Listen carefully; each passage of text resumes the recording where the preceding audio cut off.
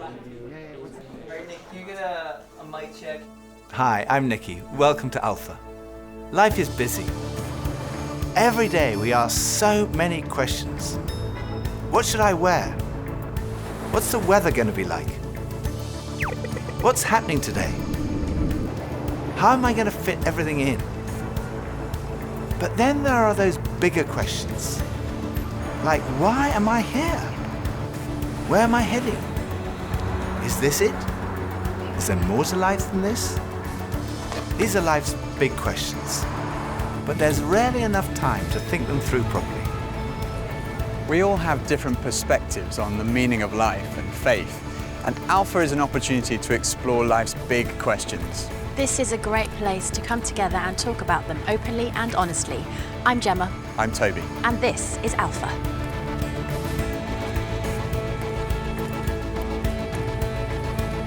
Where do I go and have big life questions? That's hard. Sometimes Google. Mostly on Google. Yeah. I steer away from Google, generally. Each other.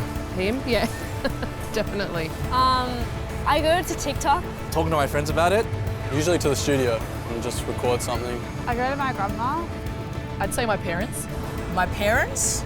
A mentor, someone who's a bit older, someone who's a bit more experienced. Probably like my mum. My grandparents, and then my school tutor. Probably each other, I'd say. I would say I would talk to my brother. My brother's a very intelligent person. We're both interested in philosophy. Probably some really close friends or a book. I guess I go inwards. I think I definitely withdraw and take time to pray about it. I would first go to my family, so my parents. Say husband first, Instagram second, and then Google, and then mum and dad.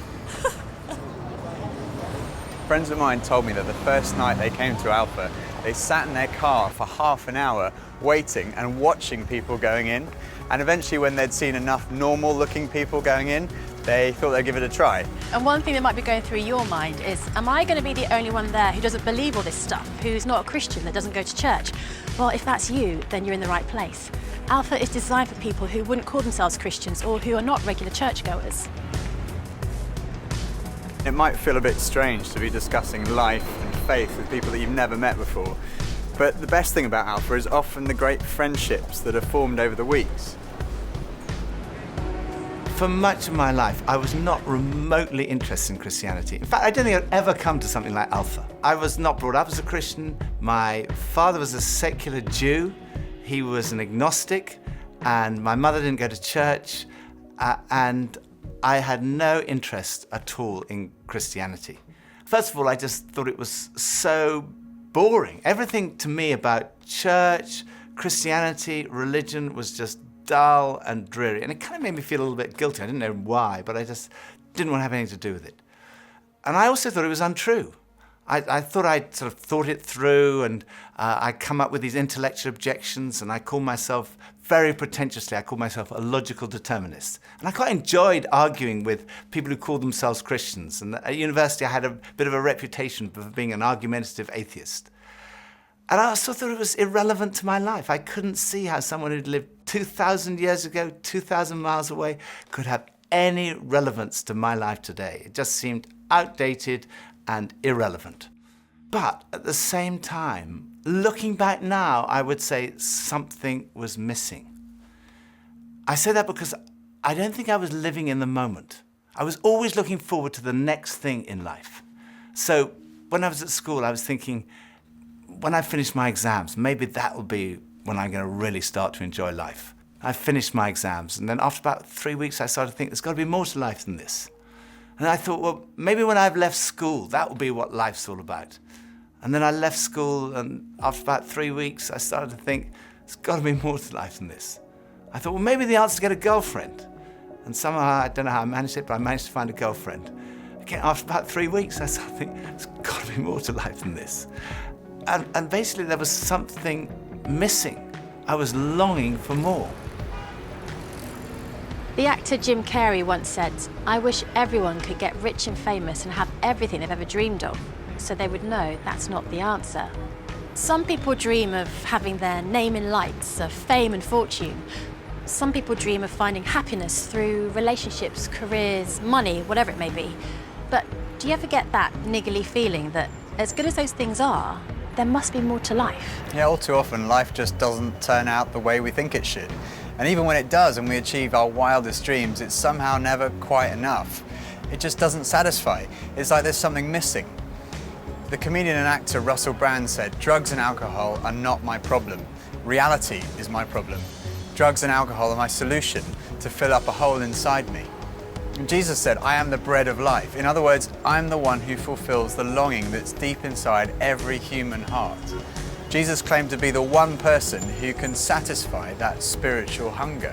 Freddie Mercury, the lead singer of the rock group Queen, had amassed a huge fortune and attracted millions of fans. But he admitted in an interview shortly before his death that he was desperately lonely. He said this, "You can have everything in the world and still be the loneliest man, and that's the most bitter type of loneliness. Success has brought me world idolization and millions of pounds, but it's prevented me from having the one thing we all need, a loving, ongoing relationship." Ultimately, there's only one relationship that is totally loving and goes on forever, and that's a relationship with God. And Jesus said, "I am the way to that relationship." Jesus said, "I am the way, the truth, and the life." Happy? Oh, friends and music, I reckon. Food. Freshly washed hair, eating a bowl of pasta on the couch. It's the way to go. Ice cream. Ice cream. Yeah, ice cream, mint chocolate ice cream. I think when people around me are happy. Hanging out with my friends and watching cricket. My family and being on country. Bevies with the boys. Cool. Alcohol. My dog makes me really happy. Is there more to life than this? Oh yeah, definitely. I think so. Right, I guess I'd hope so. I think I'm here for a reason. I think we all are. I don't know. Oh yeah. I definitely think there is. I don't know what it is, but I don't believe like once my physical body's gone that's the end of it.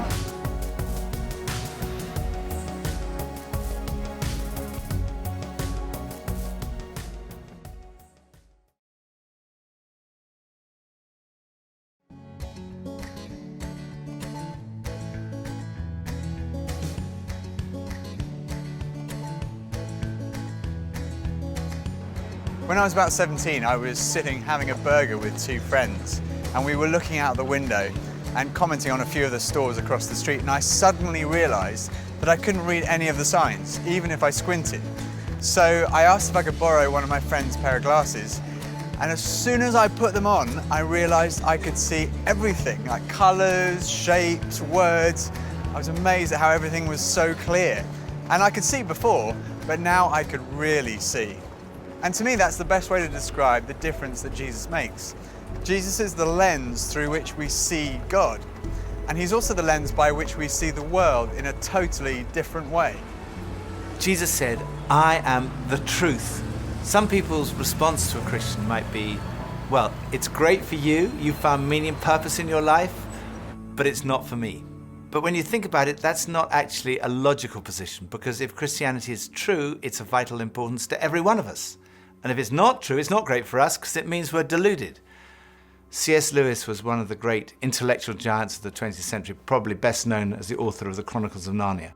He said this, "Christianity, if false, is of no importance, and if true, of infinite importance. The only thing it cannot be is moderately important." I come from a family of lawyers, so naturally I wanted to look at the original documents and sources.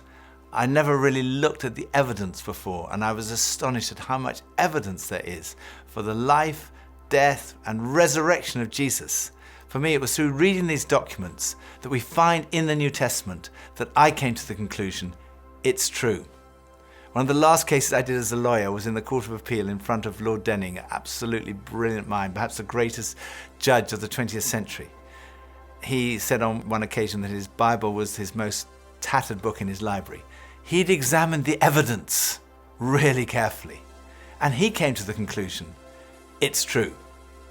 One former professor of history at Oxford University described the resurrection as the best attested fact in history. I hadn't realized how many of the pioneers of modern science were believers. Descartes, Newton, Kepler, Galileo, Locke, Copernicus, Faraday, Kelvin, Pasteur. Francis Collins, one of the greatest scientists of our time, was director of the Human Genome Project, mapping the 3 billion letters in the human DNA, considered by many to be the most significant scientific undertaking of our time. He describes how he encountered Jesus and came to believe in the truth of Christianity. Well, in the home where I grew up, faith was not something that was talked about very much. My father was a professor of drama, my mother a playwright. When I went to college and those discussions in the dorm late at night about religion began to occur, I had no particular reason to attach value to a faith system. It had never been something I was familiar with or had internalized at all. And I assumed that any religious feelings that anyone held must be on the basis of some emotional experience, and I didn't trust those, or on the basis of some childhood indoctrination, which I felt I was fortunate to have missed. I loved the experience of learning about the human body and all of the components of that, and I particularly loved being introduced to genetics. But then I ended up in the medical school curriculum sitting at the bedside of patients with diseases. This was no longer an abstract study of molecules and organ systems. These were real people. And one afternoon, one of my patients, a wonderful elderly woman, much like a grandmother, who had very bad heart disease. She had a particularly bad episode of chest pain while I was with her. She got through it, and at the end of that, explained to me how her faith was the thing that helped her in that situation. She realized that the doctors around her weren't really giving her that much help, but her faith was. And after she finished her own very personal description of that faith, she turned to me, and I had been silent, and she looked at me quizzically, and she said, "What do you believe, doctor?" And ultimately, I had to admit to myself that her question had made me realize that I had arrived at an answer to the most important issue that we humans ever deal with. Is there a God? And I had arrived there without ever really looking at the evidence. And I was supposed to be a scientist. If there's one thing scientists claim they do, is to arrive at conclusions based upon evidence. And I hadn't taken the trouble to do that. I was greatly assisted by a pastor who lived down the road, who I went and asked about all this, and who gave me a copy of C.S. Lewis's wonderful book, Mere Christianity. Because here was an Oxford scholar, a prodigiously developed intellect, who had traveled the same path. Within those pages, I realized for the first time that one can come to belief on a rational basis, and that in fact, given the many pointers that one sees around oneself in terms of the universe and it having a beginning, and its fine-tuning in terms of the way in which all those constants that determine the behavior of matter and energy seem to have been set just in a certain very precise range to make life possible.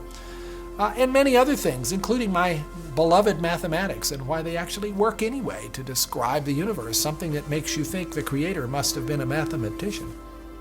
That brought me then to the person of Jesus Christ as a person who was historically extremely well documented. That was news to me. I thought Christ was as much myth as history, and I realized after reading more about it, this was a historical figure upon which we have a great deal of evidence for his existence and his teachings, and even his rising from the dead in a literal way. That day at my patient's bedside started a journey for me. A journey that I was reluctant to begin, but I felt I needed to. A journey that I thought would result in strengthening my atheism, but to my surprise, resulted in my conversion.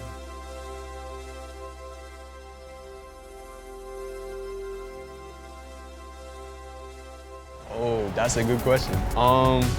Why are spiders so scary? I don't know, I'd probably say like, is the Loch Ness Monster real? Something like that, man. It would be the one thing that I feel like everyone asks is why do bad things happen? Yeah, why there has to be so much hurt and why people have to suffer so much. Why create the world?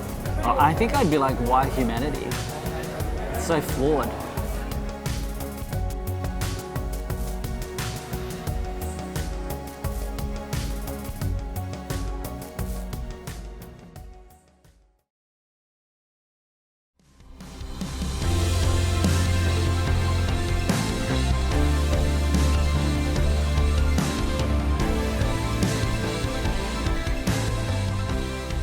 There's a difference between knowing facts about someone and really knowing them personally.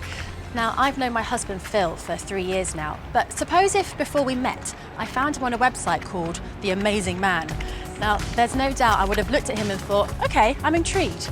But what if each page was dedicated to his amazing abilities, his sparkling personality, his tender heart, his extraordinary intelligence, and his cooking abilities?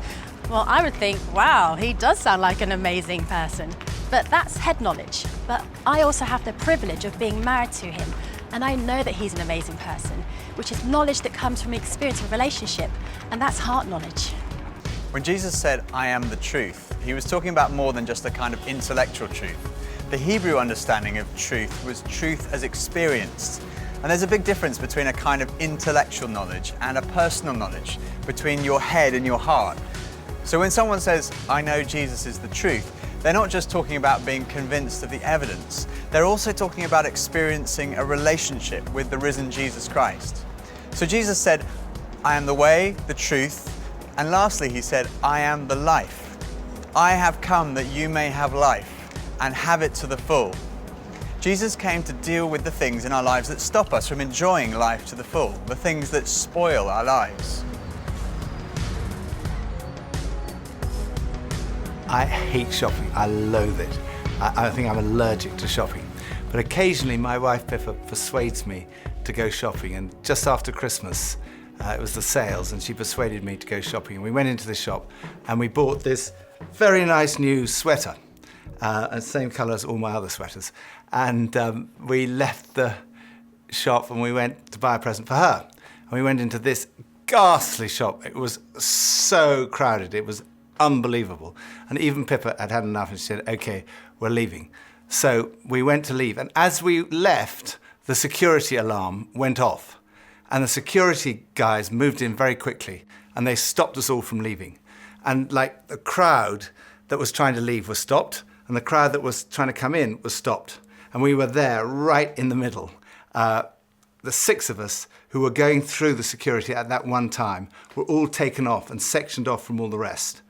And they wanted to see which one of the 6 of us had set off the alarm. So they sent one of them through, and that was fine. They obviously hadn't set it off.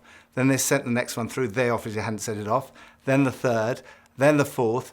None of them set it off. So it was left with Pippa and I were standing there, and I thought, oh my goodness, I'm married to a shoplifter. It must be Pippa who's got set off the alarm. So they sent her through, and she didn't set it off. So I thought, oh my goodness, I've obviously got something. Someone must have planted something on me. I'm going to be arrested, I'm going to be sent to prison. All the crowd were watching, both sides. They were just watching this criminal who'd been caught going through. So they went through, and as I went through, the alarm went off. They took me to the side.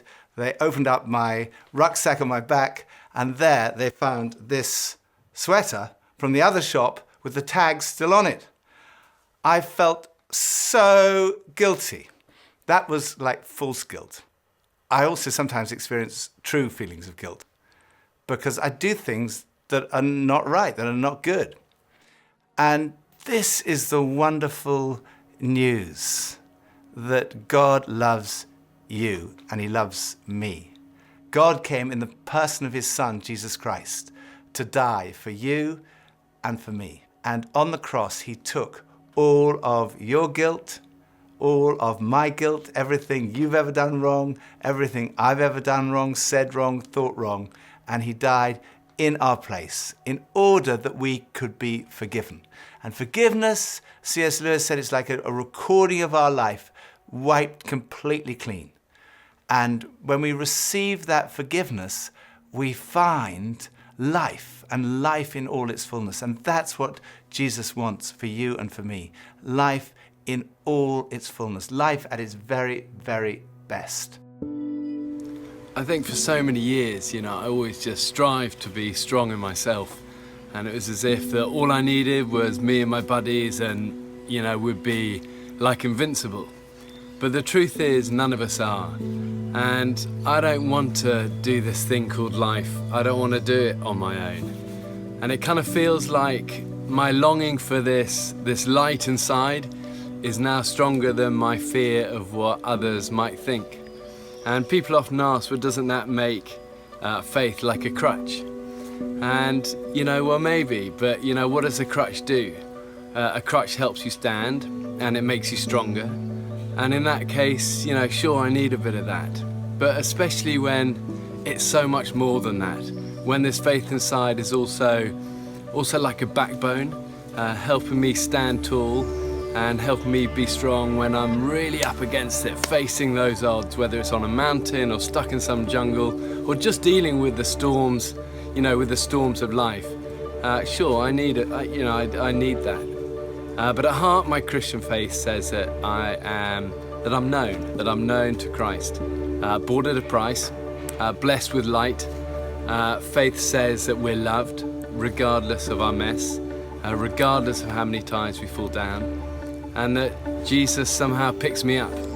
And sure, I'll reach out to that. Why wouldn't I? I used to think Christianity was boring, untrue, and irrelevant. But when I read about Jesus, I realized he was anything but. Jesus said he's the way to God. He's the one who brings meaning and purpose to your life. He said he's the truth. He said he's the life. That true fulfillment is found in a relationship with God through him. Alpha is a place where you can be yourself. You can say what you think and challenge everything. No question is too complex or too simple. And what your point of view is as important as anyone else's. And over the weeks ahead, we are going on a journey together, an adventure to explore the questions of life, faith, and meaning. Think of it this way. If you live to be 70, you're going to spend 20 years and 3 months asleep, 10 years and 5 months watching TV, 5 years and 9 months in some form of transportation, 7 years and 6 months eating and drinking. You have approximately 570,000 hours left to live. So why not spend less than 24 of them asking life's biggest questions? Welcome to Alpha.